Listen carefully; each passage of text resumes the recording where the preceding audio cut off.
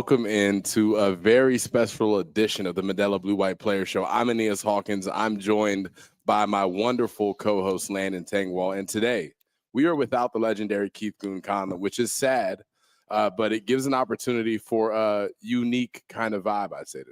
It definitely does. Do we know where he is? I have no idea. Does anybody know where Goon is? Where is that? Is Ohio?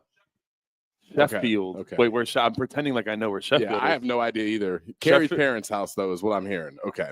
All right. He's on a family trip, so we'll excuse Goon this time. Yeah. It's Thanksgiving. Can you imagine Goon at Thanksgiving? Like, just the food he puts away, the alcohol, and then just passes out. Like, the nap the nap that he produces on Thursday around, like, 4 p.m. Yeah. It's going to be magical. It's got to be a special performance from Goon. I mean, yes, the food and the alcohol bill may be high, but you also got to invest in a couch that is large enough, long enough to handle. Goon is a giant human being. He shakes my hand, and it engulfs my palm every time, and it reminds me how much bigger he is than I am. I'll never forget. I didn't come on. I wasn't here for the first show for Nick Dawkins. Correct. And I remember, I've done shows with Goon, but I looked at the video and it was you, Doc, and Goon, and just looking at, I know how big you and Doc are. Like, you guys are big guys. And I look, and like Goon just dwarfs us. You guys are just like engulfed by him. He is the largest man I've ever met. And he's a special guy. So we'll miss him today, but yeah, we will. Hawk, let's talk a little bit of ball. We Yeah. just cleaned up in Minnesota, got out of there with the win. Yep. How were you feeling during that game? During the game, I was Where were you watching? So where was I watching? Let me think about that first of all. I was with my girlfriend. I was in California, actually. I was not with my you're girlfriend. just I was coast to alive. coast. Yeah, I was Oh in my California. So my little sister runs cross country, and she ran in the D2 national championship. So I was out there watching her.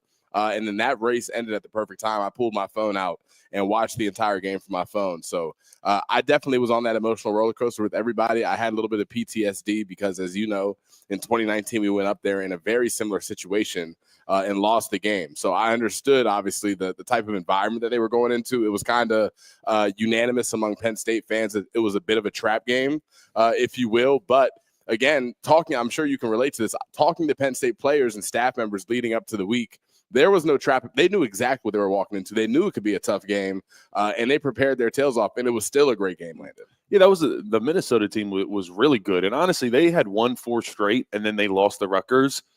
But I think if they would have beat Rutgers and coming in 5 straight and 7-3, they would have been so much more hyped up. Yeah. So they weren't looked at the same way because they just had a loss. But that was a really solid middle of the pack Big Ten team. And look, we continue to win games where we're put in situations where we're in years past. It feels like the situations we find ourselves in this year wouldn't have went our way. And it feels like it's going our way pretty much every time. And I think that's a testament to the leadership from the top down on this team.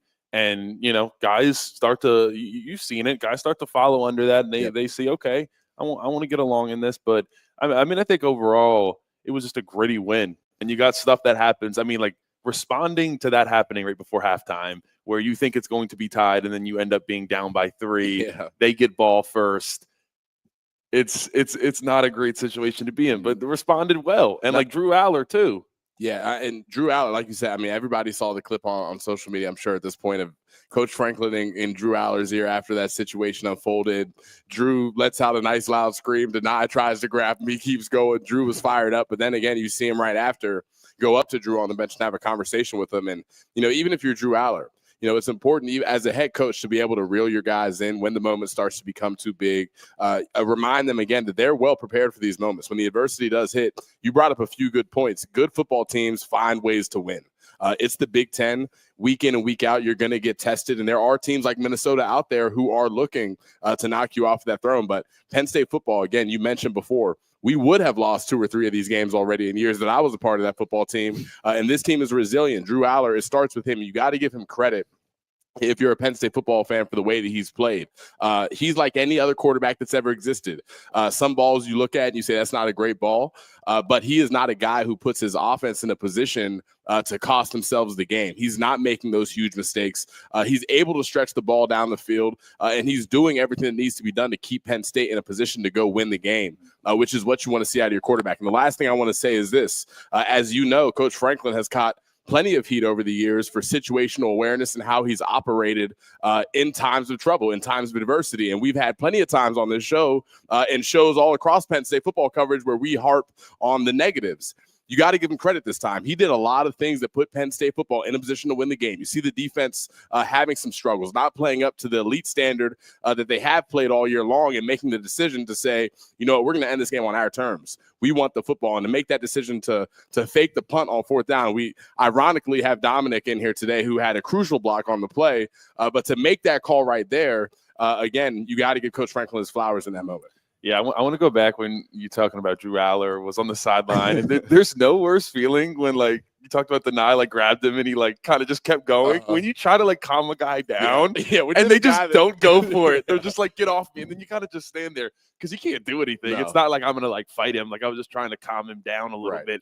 And, yeah, it's awkward. And then it happened on national TV. Yeah, everybody saw it, too. Everybody saw it. But, no, you're absolutely right. And at the end of the day, like, think about what we'd be saying right now if it was 4th and 1, we ran that punt and we didn't get it.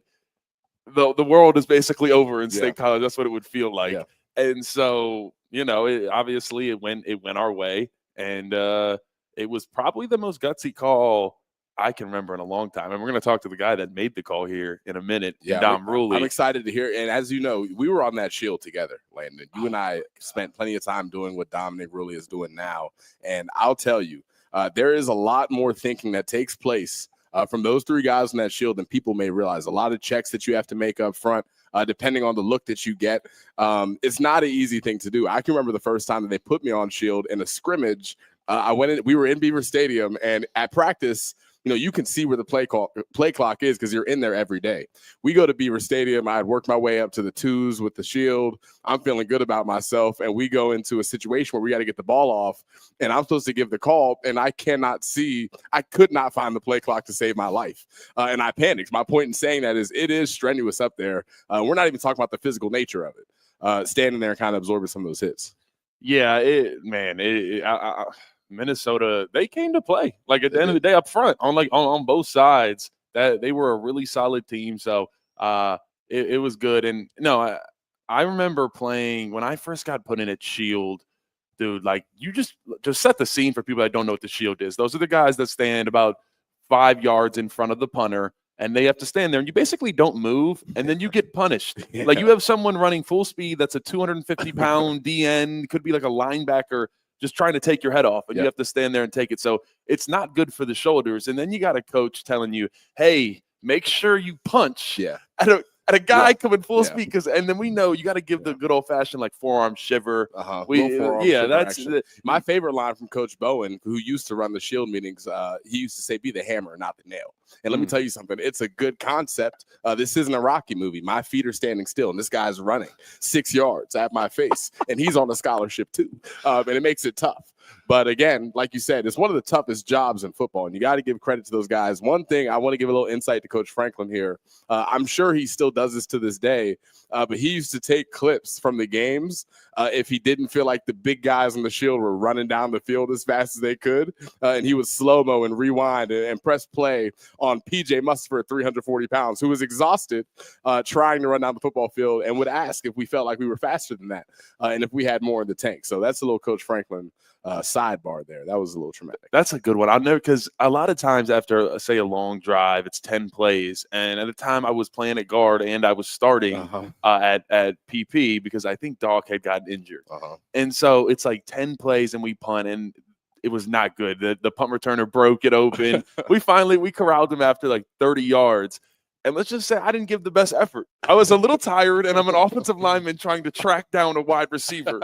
It's not an ideal situation. So, and that got put on tape. Yep. And you get shown, and you kind of sit there, especially in those instances where it's like, okay, did I run down the field hard enough on this one? I don't remember. And you're looking on tape, watching in the team room with all the coaches, and you're like, oh, they might get me. Yep. And then you just hear like Franklin from the back of the room, hey, was that your 100%? And it's like, damn. Yeah. So, you're always going to get got with that. We're going to bring Dom Rulli on in 1 second. Real quick, I do just want to say where we're at right now, heading in to Maryland week. After we finish with Dom, we'll talk a little bit of playoff scenario and all that good stuff. A lot of good memories of Maryland, I feel like, for the most part. You're a Maryland guy. Dude, I'm from Maryland, and I was just telling this story earlier today. I used to go to the Maryland games as a recruit when Penn State or Ohio State would come to town and just watch them just get obliterated. Because I lived 45 minutes from Maryland University, so I would go up, and it was easy. And I went into those games in that stretch where it was like 63-3, like 73-3. It was just blowout on blowout. And that was kind of, I'll never forget. So Coach Bowen, you mentioned Tyler Bowen, he was at Maryland my freshman year of high school. And that was like the 73-3 game. And he comes in after to the recruits. And like, what do you say after recruits, after you lose to a conference game by 70 points? And he's like, we're going to get this fixed. And then just walks out. And the next day I see he went to Penn State. And I'm like, yep, I am going to Penn State. Yeah, I'm like, he's out of here. No, that's hilarious. That's how it goes. So yeah, no, Maryland, it should be fun. And I feel like we're unrivaled. That's our slogan. But at the end of the day, if there was a rivalry, I would say it's Maryland. Like, guys get up for Maryland. Like, there's a little bit of hate in your heart for Maryland when you play them. Yeah, and I guess, we can call it's really not a rivalry based on, again, us being unrivaled or the actual record of play that we have with Maryland. But what I would say is that there is a team on the schedule that I think the team, Penn State, that is unanimously decides we want to beat these guys up. It's not just about winning the game. We want to dominate Maryland. We want to make an example out of them every time we play. It's always been that way. I can remember in 2019 going to Maryland where they made the decision to cancel school on Friday.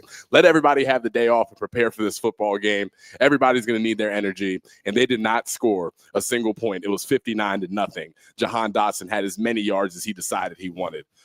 So yeah, excited for the Maryland. It is what it is. Let's call a spade, but definitely looking forward to that game. And again, we'll talk playoff implications after the break. But one more job to get finished before we're in crunch time. We are in the college football playoff. So plenty to talk about. We're going to bring Dom on the other end of the break, but stay tuned here on the Blue White Player Show. WFXS, your sports radio. Broadcasting live, loud and proud from Central PA's Sports Authority. WFXS America. 98.7, the Fox State College. I'm the Modelo recruiter, and I'm looking for fans with good hands and great speed. The ones who stay focused and never miss a play. They go the distance on game day, even when their team is away. I'm always watching, always looking to reward more full-time fans. Because football isn't really football without you. Lusk & Associates, Sotheby's International Realty proudly presents the introduction of our new State College office at 314 South Borough Street in State College. At Sotheby's International Realty, we advertise locally, nationally, and internationally, bringing the best of advertising and promotion to each and every one of our properties, big or small.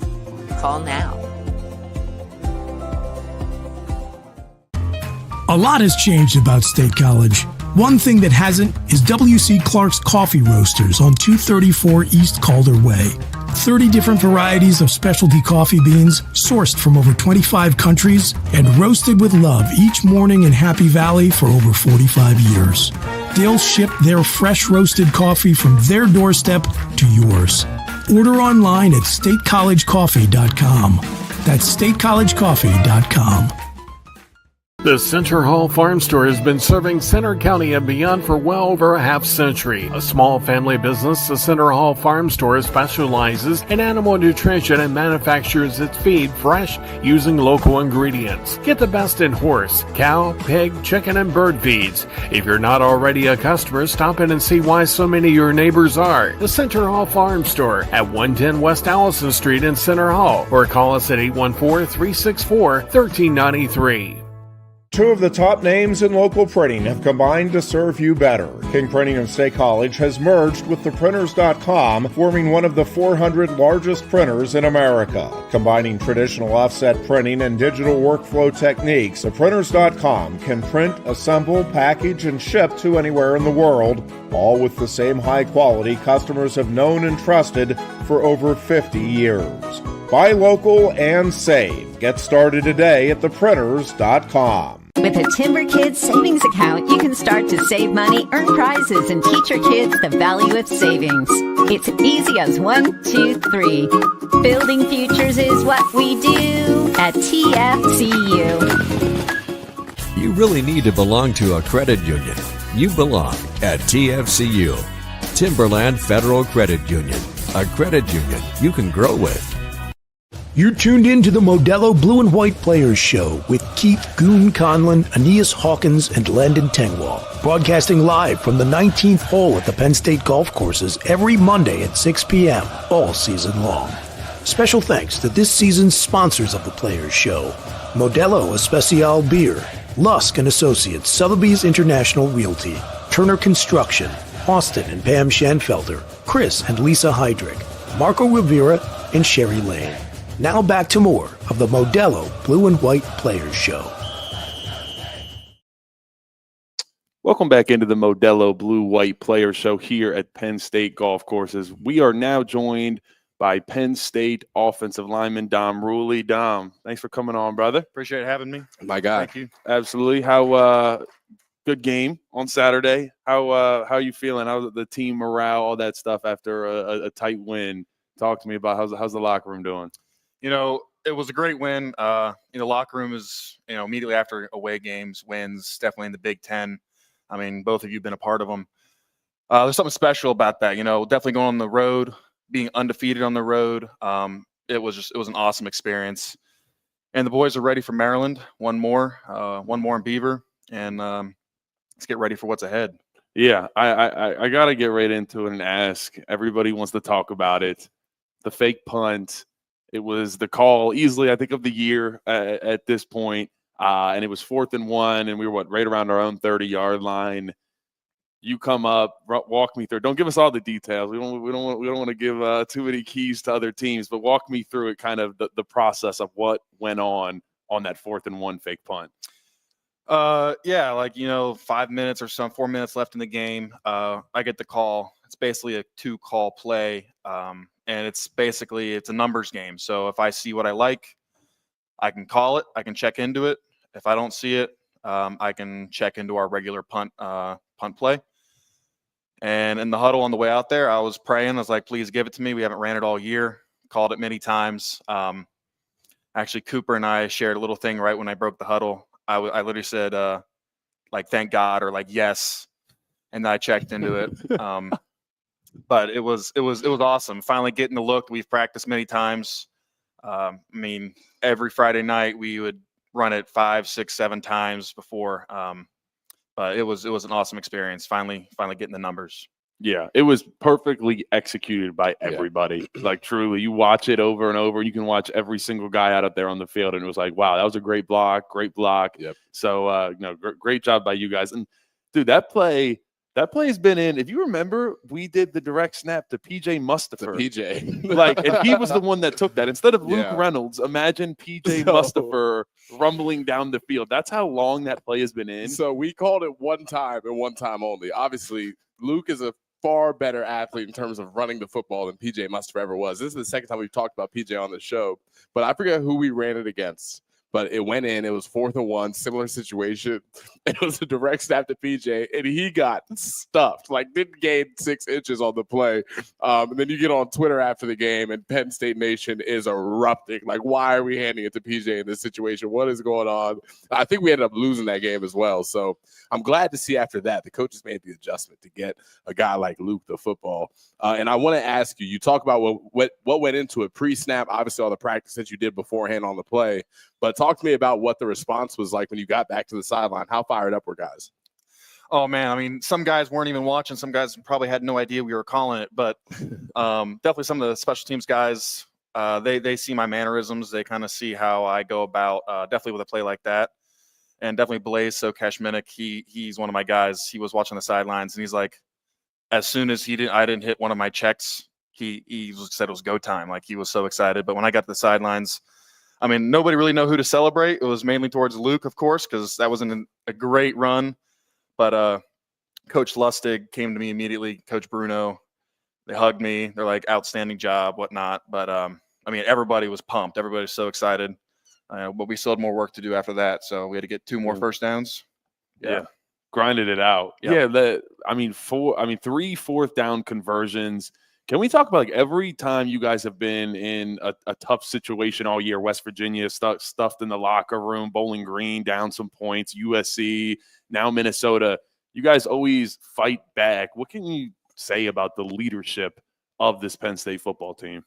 You know, the guys are just really resilient. Definitely more than years past, I believe. I think the leadership front between Vanga, Drew Shelton, Doc, Sal. I mean, it's hard to say. Those guys are in my room. I see them every day. They're like brothers to me. They just build off each other. And Drew Aller, he's one of my roommates. He's the guy that just instills like confidence in everybody, and his ability to make plays. We're just a good unit right now. We're working together really well.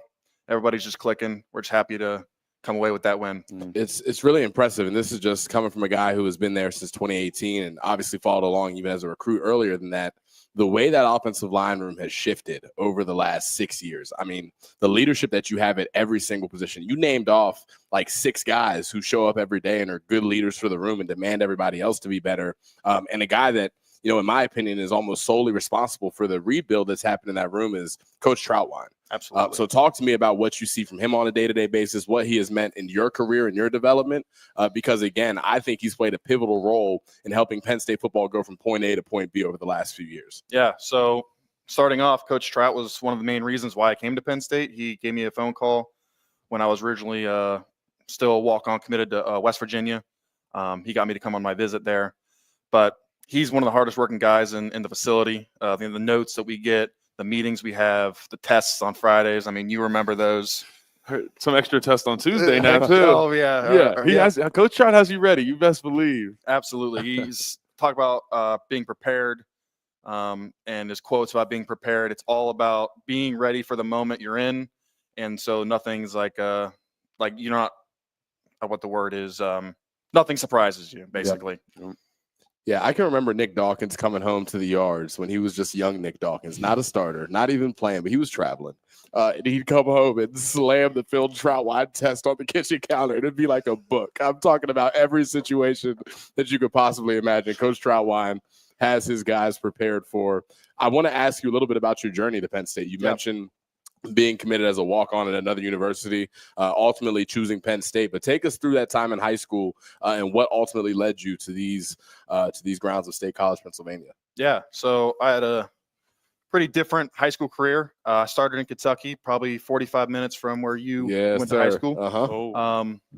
And I spent my first 3 years there, and then we all know COVID hit. Yep. And it was kind of a decision that was being made. I had like an offer to go to a prep school in Connecticut to reclass as a junior.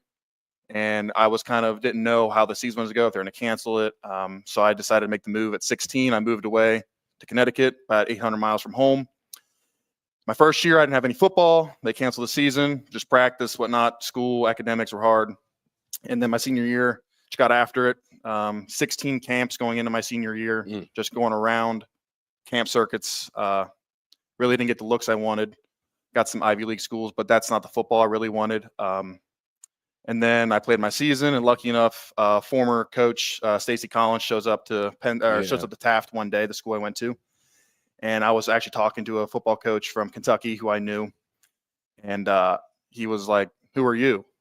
Like, I introduced my Dominic Rulli, a center here, offensive lineman, senior, and basically that was kind of it. He told me that I filled out a flannel well. And I was like, okay.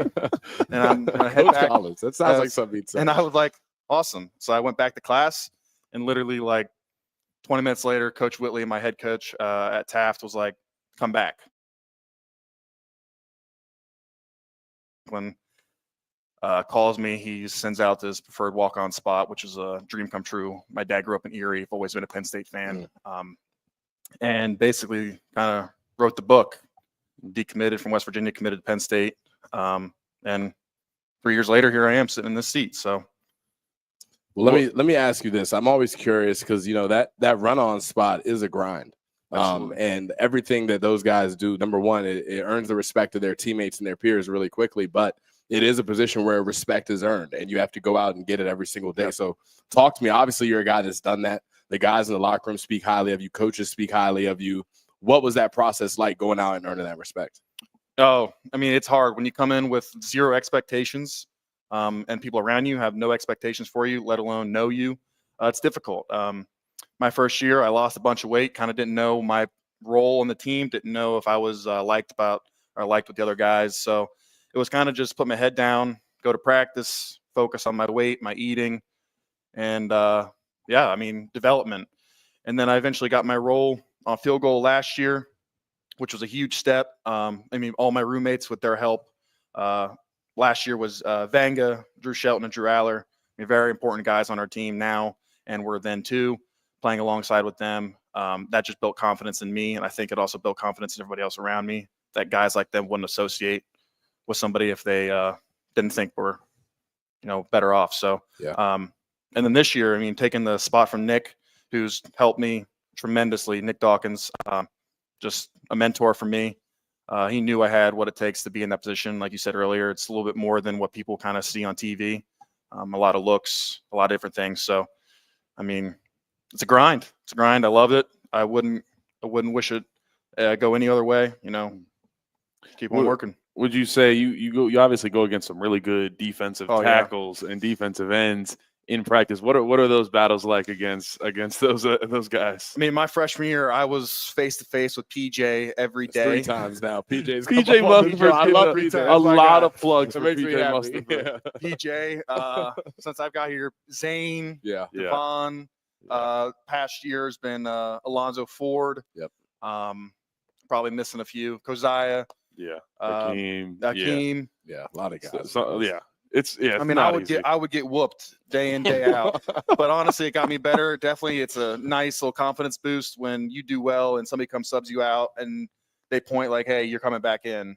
Yeah. And that's like, man, it kind of when you're gonna think about it in the moment, like, oh, I'm exhausted, but that's also like I'm getting the right look. Yep. And it's all about development and helping these guys, which will then tenfold help me at the end. So yeah, absolutely. Landon, now let me ask you this. So I can remember some of the run-on offensive linemen that I played with. And a lot of those guys demanded respect. My Mount Rushmore, and you're not on it just because we weren't teammates. There's no disrespect, but a guy like Blake Zalar, who was a run-on center, he and I had battles day in and day out. I still remember those to this day. I want to know, Landon, who is on your Mount Rushmore of run-on athletes that you've played with at Penn State? Ooh, run-on athletes. That's a really good one. Okay. Who was the DB? Drew Hartlob. Who could run like the wind. If you guys remember our punt gunners, the guys that track down the punt returner, we had really good ones, and Drew Hartlob was one of the reasons for that. Drew Hartlob was definitely up there. Oh man, we had some good Blake Zalar is my number one. This guy has a lot of traits of Blake Zalar. That's why I brought it up. Very similar, bro. Yeah. Very similar. Hard worker. Now everybody has respect for Dom Rulli in the building, man. So as a former teammate of mine, you definitely have mine. Dom, last question I got to ask. The most important. We're a bunch of linemen up here. What's your favorite spot to eat? Round State College. Round State College. You're not. We might have to give you like 2 or 3 chances to plug your favorite spots. Oh man, let me hear yours. I want to hear. Okay. I like the reverse. Little Uno reverse card. I want to. Okay. A little quick meal, local whiskey, fried chicken sandwich is fantastic. I don't know if you've been in there before. Local whiskey is up there. I like a little Tadashi, and I'll go either or. And I'm really just sticking downtown right now. I'll go either or there. Shout out Campus Steaks. Yep. If I need a nice little cheesesteak onion ring combo, I'm headed there. Man, yeah, that's a good list. I think that's a pretty good list. There's a couple sleepers that are around State College for sure. Me and Goon are coming out with that. We're gonna go around and taste test different restaurants. So coming soon, maybe we'll cameo some offensive linemen. But that's kind of my roundabout. I know you're a barbecue guy. Yeah, there's nothing up here does it like it does at home. No. So I try to stay away from it because I know I'm not going to enjoy it as much. So why ruin it? And for people around me if I say something bad about it. So this is going to come probably a lot of hate, but I'm a big Quaker Steak guy. Quaker Steak. I like I'm a big wing guy, and we used to have one at home. and that was like the place to go, at least for me. But me and Drew Aller and I, we kind of feast there. That's a good cook. And the O-line knows Tuesday night is the buffet night. So when you go, you pay like $19 and you just eat until you roll out of there. So We're at Quaker Steak. At Quaker Steak. I didn't know that there was a buffet on. Dude, there. it's fantastic. You got wings, you got like fries, you got like just plain nuggets, and you got like sides and a dessert, some type of dessert. And you get a variety. Like it's well worth it. I'll tell you, back before NIL was a thing in it was early 2021 before it came on. I remember Sean Clifford, Kristen Vayu, and Taquan Roberson took the entire offensive line to Quaker Steak on the buffet night, and they paid for us, and we went to town. It was a crazy sight. I'm talking Des Holmes. Oh man, it was a crazy group, and so that's my fondest memory for sure of Quaker Steak. It's a great place. It's funny when you walk in there on that day, the only people in there are the gigantic men that clearly know when to go. Yeah, they get the bang for their bucks. So there it is. Head out to That's Quaker good Steak stuff. for sure. Let me ask you one more question real quick before we get out of here. We try to ask our guests off of the field, what is it you're doing? What are you studying in school? What are you hoping to do in 10 years? Yep. So I'm a kinesiology major. I'm in movement science. It's pretty intense course load, but I plan post bachelor degree going to physical therapy school, eventually be a physical therapist. That's at least the plan right now. That's awesome. Hopefully that works out. But awesome. Very good. Well, we appreciate your time today, Dom. Thank you guys. Keep doing big things. Appreciate You have it. got my respect 100%. Appreciate And to the viewers back home, stay tuned on the other end of the Modelo Blue White Player Show. We are going to give you some playoff analysis for the Nittany Lions. WFXS, once again, the Fox, your sports radio. Broadcasting live, loud and proud from Central PA Sports Authority, WFXS America. 98.7, the Fox State College. I'm the Modelo recruiter, and I'm looking for fans with good hands and great speed. The ones who stay focused and never miss a play. They go the distance on game day, even when their team is away. I'm always watching, always looking to reward more full-time fans. Because football isn't really football without you. Lusk & Associates Sotheby's International Realty proudly presents the introduction of our new State College office at 314 South Borough Street in State College. At Sotheby's International Realty, we advertise locally, nationally, and internationally, bringing the best of advertising and promotion to each and every one of our properties, big or small. Call now. A lot has changed about State College. One thing that hasn't is W.C. Clark's Coffee Roasters on 234 East Calder Way. 30 different varieties of specialty coffee beans sourced from over 25 countries and roasted with love each morning in Happy Valley for over 45 years. They'll ship their fresh roasted coffee from their doorstep to yours. Order online at statecollegecoffee.com. That's statecollegecoffee.com. The Center Hall Farm Store has been serving Center County and beyond for well over a half century. A small family business, the Center Hall Farm Store specializes in animal nutrition and manufactures its feed fresh using local ingredients. Get the best in horse, cow, pig, chicken, and bird feeds. If you're not already a customer, stop in and see why so many of your neighbors are. The Center Hall Farm Store at 110 West Allison Street in Center Hall, or call us at 814-364-1393. Two of the top names in local printing have combined to serve you better. King Printing of State College has merged with theprinters.com, forming one of the 400 largest printers in America. Combining traditional offset printing and digital workflow techniques, theprinters.com can print, assemble, package, and ship to anywhere in the world, all with the same high quality customers have known and trusted for over 50 years. Buy local and save. Get started today at theprinters.com. With a Timber Kids savings account, you can start to save money, earn prizes, and teach your kids the value of savings. It's easy as 1, 2, 3. Building futures is what we do at TFCU. You really need to belong to a credit union. You belong at TFCU, Timberland Federal Credit Union, a credit union you can grow with. You're tuned in to the Modelo Blue and White Players Show with Keith Goon Conlon, Aeneas Hawkins, and Landon Tengwall. Broadcasting live from the 19th hole at the Penn State Golf Courses every Monday at 6 p.m. all season long. Special thanks to this season's sponsors of the Players Show: Modelo Especial Beer, Lusk & Associates, Sotheby's International Realty, Turner Construction, Austin and Pam Schanfelter, Chris and Lisa Heydrich, Marco Rivera, and Sherry Lane. Now back to more of the Modelo Blue and White Players Show. Ladies and gentlemen, welcome back into the Modelo Blue White Players Show. I'm Aeneas Hawkins. That is Landon Tengwall. We just talked to Dominic Rulli. Great guy, impressive character. Again, speaks to how well Coach Franklin has recruited Penn State guys. I think he fits that description perfectly. Landon, we got to get to the playoffs. We got to talk about this situation that's kind of unfolding, and I know that you are the expert in the space. So please, without further ado, take the lead. Yeah, so we'll talk about where Penn State's at right now, and I think there was a little bit of talk that Notre Dame could maybe jump over Penn State from 7 to 6. That's kind of where we're sitting. We're the number 4 overall team in most polls. And funny enough, in a year where we are now in a 12-team playoff, we would have made it in a 14 playoff. Yeah, right. That's ironic, right? Of course, finally.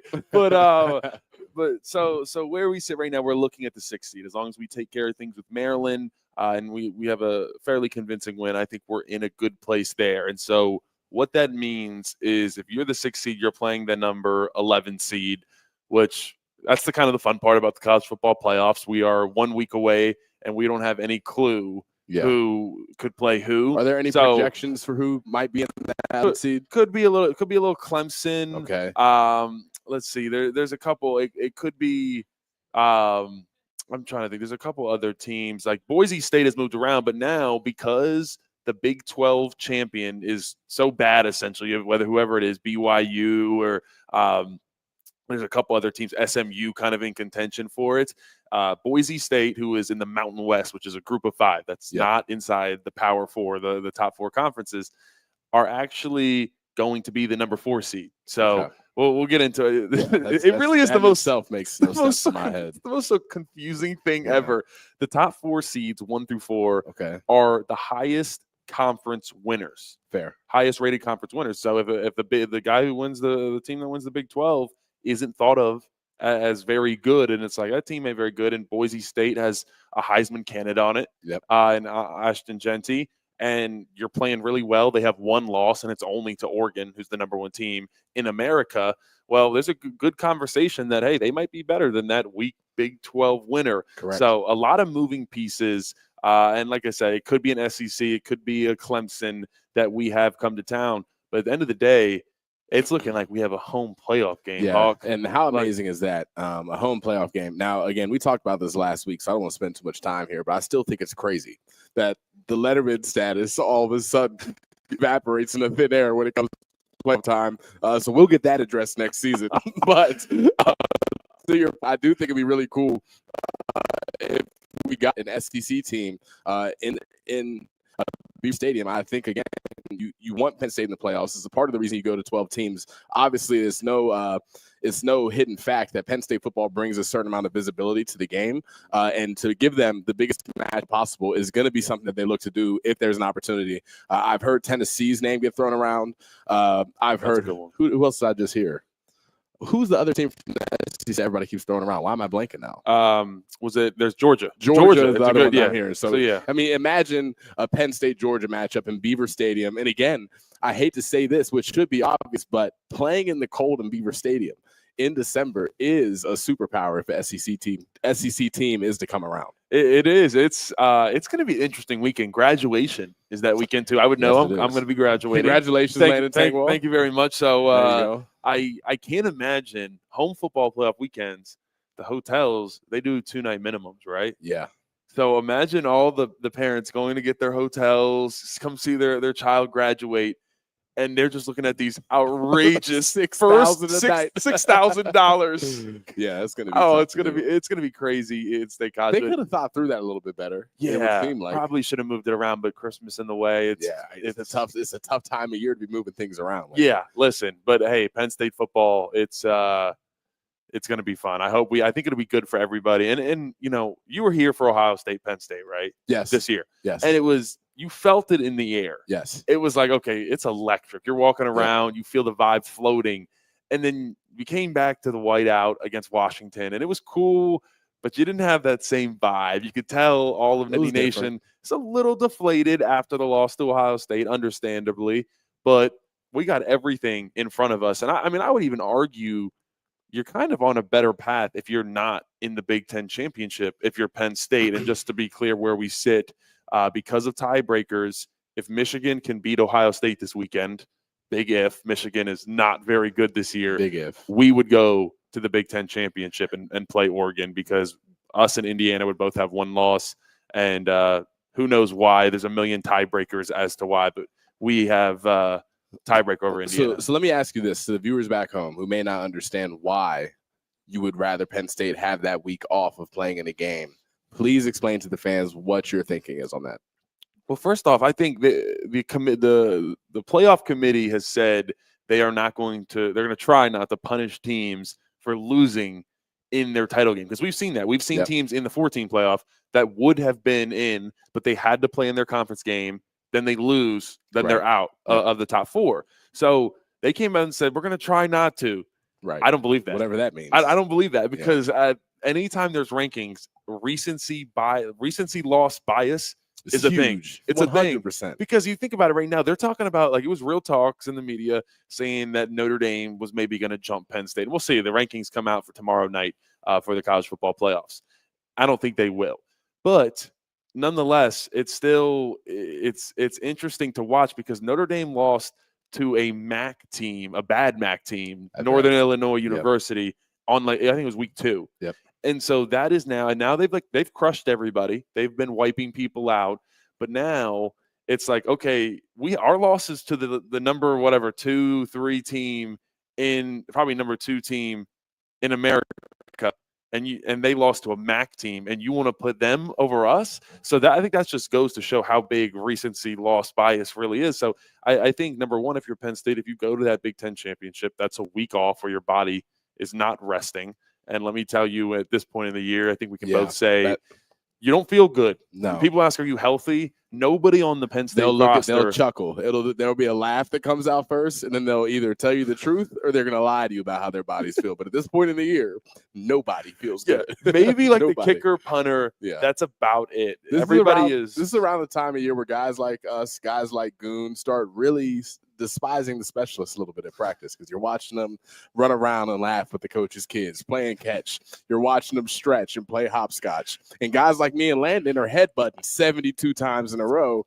You can start to resent those guys sometimes. When it gets colder out, it's like you see the specialists out there for like a couple periods. Yep. And it's like you go inside. It's like, oh, hey, what are you doing at the nutrition bar? Yeah, right. Why are you in the hot tub right now? What's going on? Just stretching. And it's like, meanwhile, we're doing pods, which is just like basically smashing heads like rams. For and sure. It's different positions live different lives. Different lives. And you bring up a good point. I want to revisit it. You talk about getting the team healthy.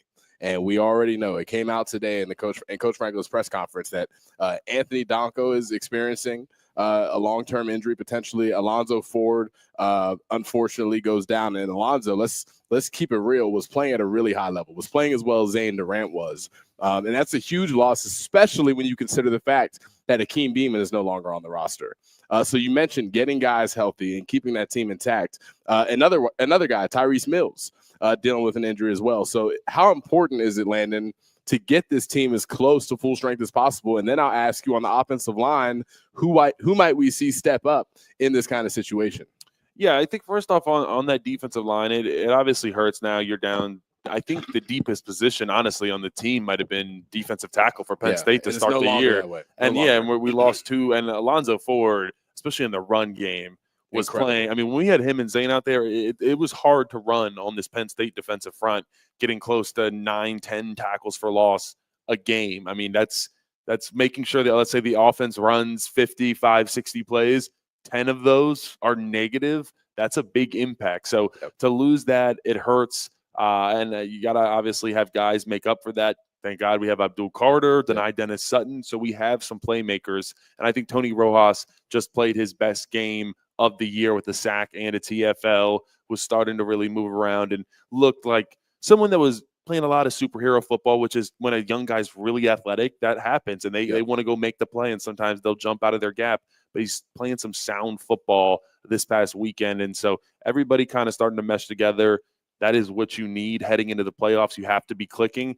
And especially against a team like Ohio State, that's kind of how they stayed in the game, was the run game against us. So that is definitely going to be one challenge for this Penn State defense down the stretch in the playoffs. When you face a team that can really run the ball, you got to buckle down. You got to be more physical than them. And let me say this, and this is an open challenge, but a guy who is capable of stepping up, a guy who needs to step up in this moment, Keziah Izzard.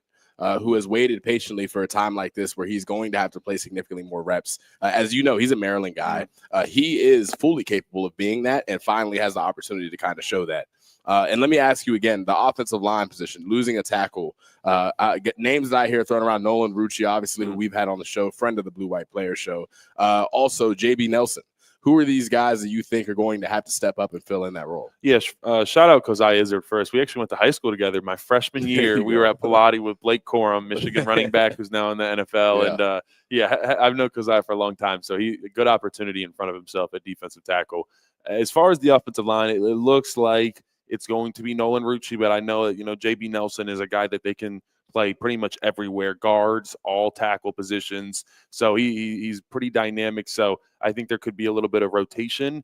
Obviously, anytime you have a coach say long-term injury and we're in the last week of the season, you're probably not thinking that they'll be back. We don't know that necessarily, but that's the assumption. And kind of an extra little bit of problem is that normally these bowl games that we play on the 1st of January. Yep. Playoff game would be on December 21st, maybe even December 20th. Right. So a lot in the injury world. Yeah, 11, 12 days can mean a lot. So even harder for guys to get back. But yeah, guys are going to have to step up. We're going to have to be able to run the ball, protect Drew Aller. And we saw what happened when Drew Aller had some protection. I mean, I think the Amari Evans touchdown, that was really nice to see us stretch the ball down the field. And Drew Aller definitely played, I think, overall a safe game, and there was a lot of checkdowns. Nick Singleton had 6 receptions, so getting him involved in the passing game. And I think a lot of that is like Drew is definitely maturing. I mean, we talked about at the beginning of the show, seeing him from a leadership standpoint, from an emotional – and I think, we both know Sean Clifford as a leader of the team, and that was a very emotional leader, and it got you fired up. And I'll tell you, obviously Drew's first year was Cliff was there, so he didn't need to do it. And then, still in his first year starting, wasn't all the way there last year. But it really looks like not only has he taken that next step mentally, you're starting to see it physically because watch how much time he buys in the pocket. Yep. A lot of times. I mean, he's started to really move around better while still keeping his eyes downfield and has really made some plays. I mean, think back to USC.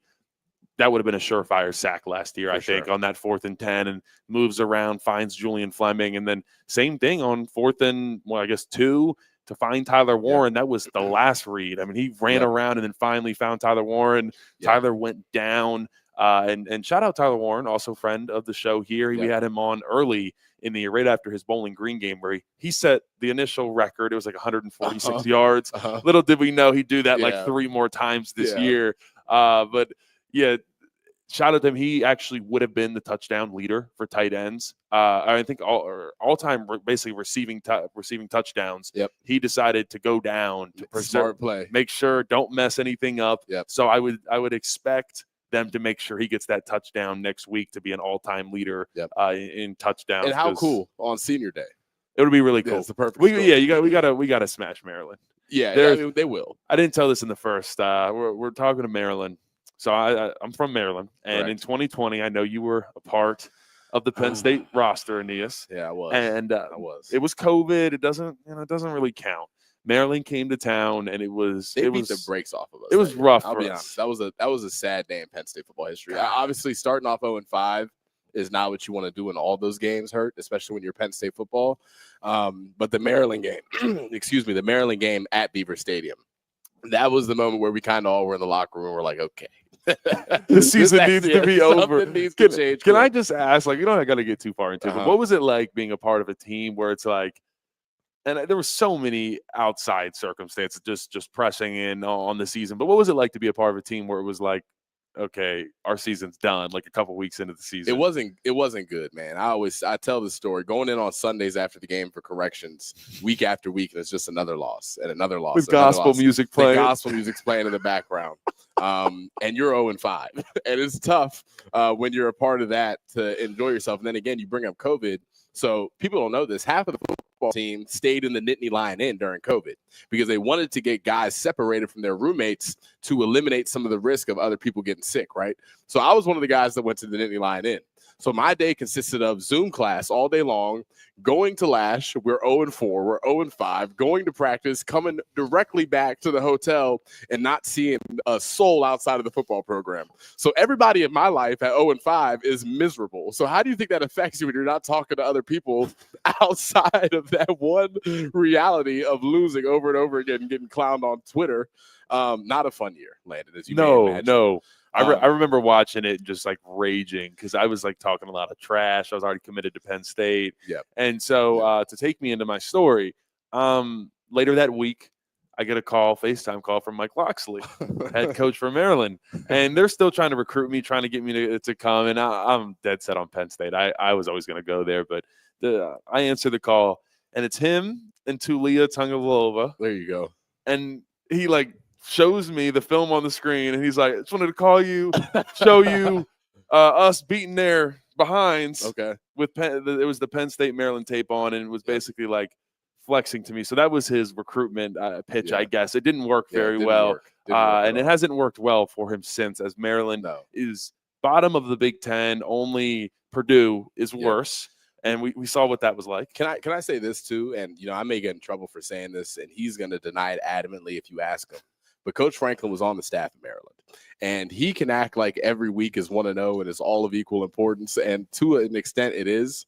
But every year we played Maryland, every single year, it was a fact. It was a guarantee that Coach Franklin was going to walk into one of the team meetings and make it a rah-rah situation. He was going to show the highlight tape of the Maryland players refusing to shake everybody's hands, and then the ensuing victory they had after. He's going to make it an emotional game because whether or not he admits it, it just means a little bit more to Coach Franklin included. So, yeah, I think this Saturday, tone needs to be set. And I think that they need to go out there and really take advantage of the opportunity that they have in front of them. Senior day, Tyler Warren going to break the touchdown record. You want to go into the playoffs with momentum. I think Saturday is as important as any game all year long.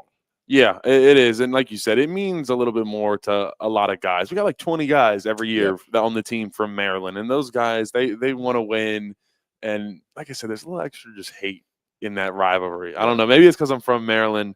But every time we'd go there, we were there in 21, the Jahan Dotson game. Yeah. Where he did Tyler Warren? No, I don't think Tyler Warren got Jahan's record. No, I don't think he got Jahan's record. He didn't get Jahan's record. What Jahan It was like 256. I think he had like 256, 258. Something That's ridiculous. another guy. Again, I don't want to get off on a tangent here. Jahan Dotson was one of the smoothest football players I have ever watched in person. The things that he would do to our corners in practice, all while jogging and smiling, it looked like. It never looked like he was straining. It never looked like he was playing hard. And we didn't have anybody who could cover him. Jahan was special, man. And the Eagles. I'm not an Eagles fan, but Saquon Barkley, what he just did last night. Oh, my God. Incredible. It's impressive to see what happens when you put an offensive line in front of him. He hasn't had a good offensive line since they're saying his high school days, and it wasn't even that good then. He's never had an offensive line. That's no shame to the guys that were here, but Saquon was making a lot of that happen himself. Listen, we know what it was, man. It was at the end of the day, Saquon Barkley set a record for the Eagles, broke LaShawn McCoy's all-time single-game rushing record, and set his own record as well. So Penn State guys beating Pitt guys. Yeah, it's always a good day when that happens. I will say the Jahan Dotson single-handedly dropped Sean Wade's draft stock. Sean Wade was an Ohio State defensive back. And if you remember the COVID game, I'll never forget, we came up to BRGR, RIP. They closed down BRGR. Me, Caden Saunders, Nate Bruce, a couple other folks that were committed, and we wanted to come up and watch the game here. But obviously we couldn't come to the game. It was COVID, and no one was allowed in. So we watched the game at BRG. at the end, Jahan Dotson went back-to-back plays of basically just going up and just one-handing a ball over top of Sean Wade. And Sean Wade was thought of as like a first-round cornerback. Not after that game. After that game, he ended up going like 5th round, 6th round. Jahan Dotson ruined Sean Wade's career. That's not a stretch. He definitely cost him $6 to $7 million. That's not arguable. That's a fact. You know how mad I'd be at someone if you cost me that type of money? That's a lot of money. If I'm Sean Wade, if I see Jahan Dotson, I'm fighting him on the field. And you could say it's about football, but once we're talking about $6 to $7 million, it's bigger than football. You're affecting my ability to take care of my family, whatever you want to do with $6 to $7 million.